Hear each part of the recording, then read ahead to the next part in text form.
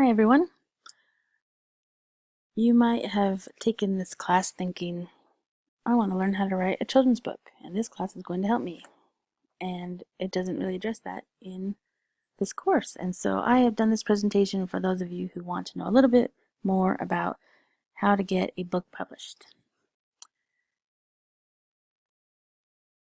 So there is a life cycle for a book. You start off with your proposal, and then you submit that manuscript, and there's a lot of time between these two things. It can go through a peer review process. It can be approved by an editorial board, launched into the editorial department, and that's all part of the acquisition stage. Then it would go to the editorial design and production stage, where there's copywriting, typesetting and design, page proofs.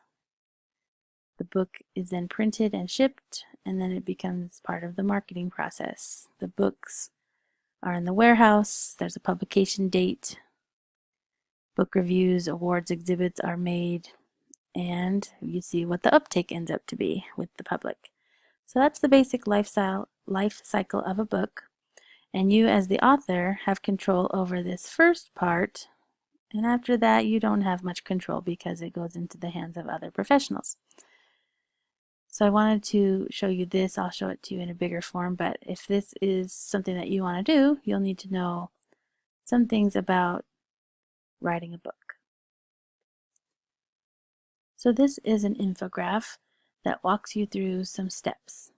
So right here, you want to write a book, and then you've got two choices. You have the time and money and resources to write it, so then you would continue down that path, or you don't have the time, money, and resources, and so that would basically mean you don't have a book.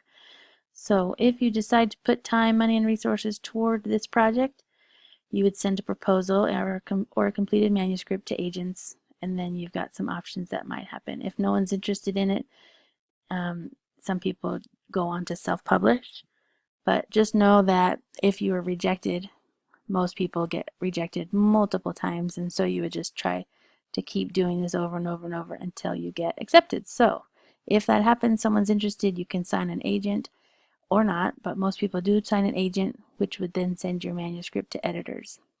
And then you've got more options here. If people are interested, then they bring it to the publisher, and hopefully the publisher's interested, and your book gets sold.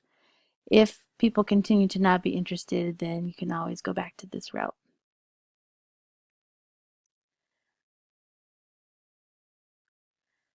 Once a publisher decides to publish, like I just showed in that other visual, that's just the beginning of the process, and then a lot of different things happen. Your book goes into the production process. You have to do some edits. You almost always have to change your original story through many, many drafts.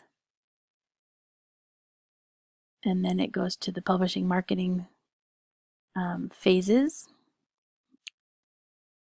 And once it gets out, hopefully people read it. Hopefully you don't have this. You want it to go into the public's eye through different booksellers, through different book reviews, and different organizations. This is where the writer gets involved again, and sometimes does author visits, school visits, self-promotion, book tours, etc. And here's some stuff about libraries.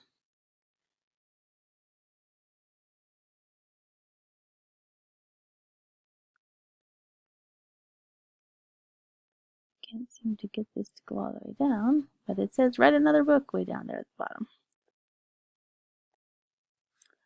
So if you wanted to get this to look at again, you can always pause, or I can send you a copy of this infographic. We've mentioned in another presentation that if you decide to submit a manuscript, you have to take a long time working on that query letter, making sure it's perfect with your book synopsis. Here's some advice from Jan Fields, who is part of the Institute of Children's Literature. And in this discussion on the next few slides, she talks about some of the different publishing options that you have. So book publishing means you sell the rights to your book to a publisher, and then the publisher walks you back and forth through the editing and marketing process. You don't get to choose your illustrations usually, and often you don't even know the illustrator until the book comes out. Unless you are the illustrator first and you write your own text, then it's a little bit different. Part of the,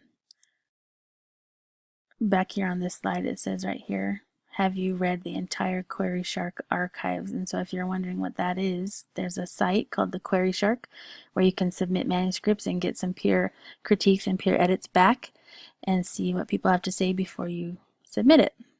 There are some different publishing options. We've got self-publishing, vanity publishing, subsidiary publishing, electronic books, and teeny tiny publishers. A lot of people like to just go the traditional route, which is what I'm talking about. But if you don't want to go the traditional route, then you have those other options. Self-publishing is a difficult task.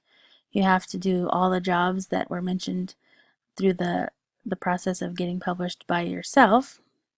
It does take a lot of time and money, and then you take less time for further writing. Usually people write a manuscript, send it out, and while they're waiting for their rejections or acceptance letters, they just start their next book. But if you self-publish, that would take away from your further writing time. There are vanity presses and subsidy presses, and those require less self-educating but lots of money.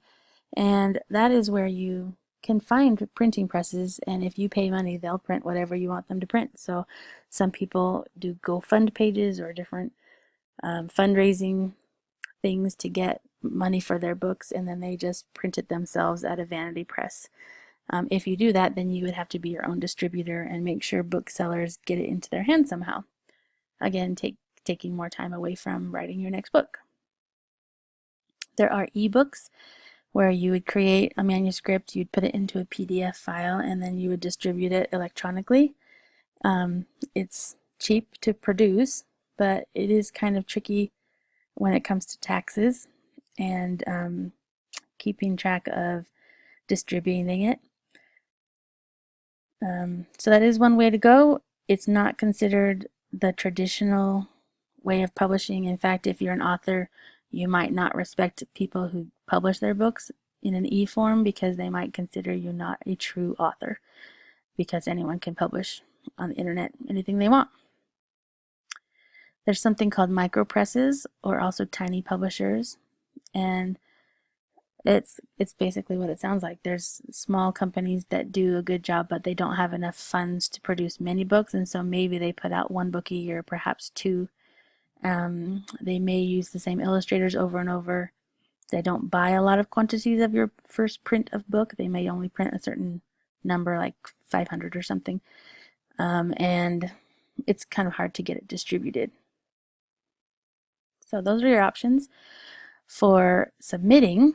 And now if you want to submit, here's what your manuscript would look like. Here's just some tips to keep in mind, and I'll scroll through them so that you can see.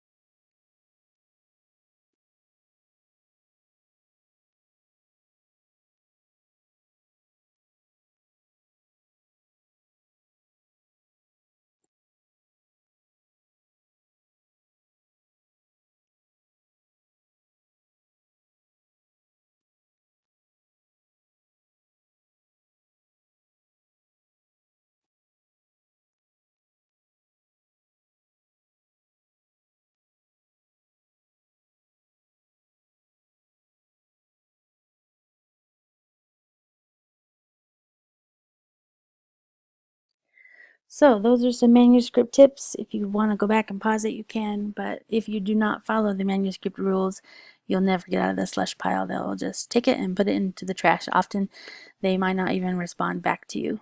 Sometimes they do send you a rejection letter, and sometimes they don't send you anything back. So follow the manuscript rules according to whoever you're submitting it to. With your query letter, they often ask for a synopsis, so here are 5 tips to help you write that synopsis. It's extremely important. Pause this if you want to know more about that. And you might be wondering, what is an editor's job? Perhaps you want to be an editor when you grow up. So if you are wondering about all the tasks that an editor does, you can pause this and look through it, but it is definitely a very big job. It has a lot of behind the scenes work that goes on. And if you become a published author, you're going to get to know your editor really well. And I hate to end on a sour note, but if you want to be an author, this is something you need to get used to.